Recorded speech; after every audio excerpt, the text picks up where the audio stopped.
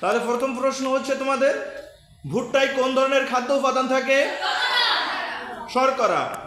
খাদ্যের উপাদান কয়টি? একজনে বলবা, কে বলতে পারবা?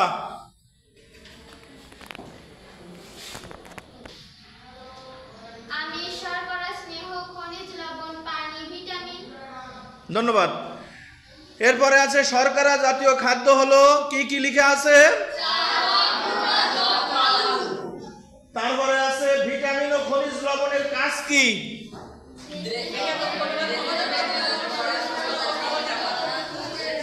একজনে বলো, একজনে পড়ে বলো, দেখে পড়ে বলো, কে বলবা? দেহের রোগ প্রতিরোধ ক্ষমতা বৃদ্ধি করে, হ্যাঁ, শরীর সুস্থ ও সবল রাখে। ধন্যবাদ। এরপর আছে পানি যে গুরুত্বপূর্ণ কাজ করে। পানি আমাদের শরীরে কি গুরুত্বপূর্ণ কাজ করে? কে বলতে পারবে? একজনে, যার হয়ে গেছে সে বাদ, আর একজনে বলবা।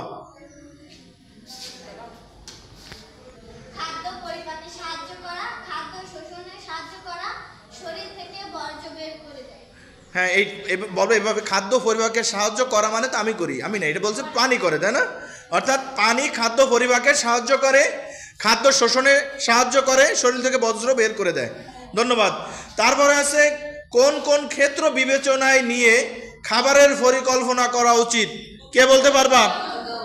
কে বলতে পারবে? একজনে দাঁড়াও। উচ্চতা ও ওজন বিবেচনায় নিয়ে আমাদের খাদ্য পরিকল্পনা করা উচিত, তাই না? ধন্যবাদ।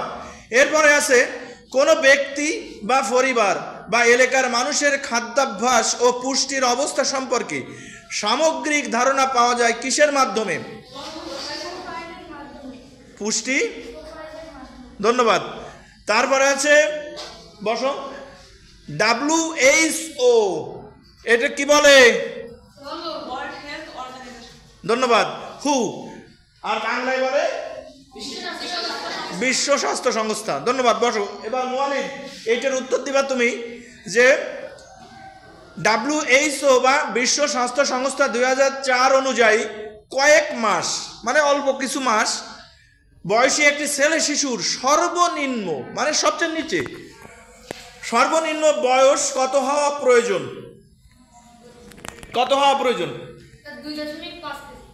2.5 কেজি। মানে কত কেজি আমরা স্বাভাবিকভাবে বাংলায় কত বলি? 2.5 কেজি। ধন্যবাদ। এরপরে আছে WHO 2004 অনুযায়ী 18 বছর বয়সী একটি মেয়ের স্বাভাবিক উচ্চতা সর্বনিম্ন কত হবে? কে বলতে পারবা? যে বলনি সেরকম একজন বলবা,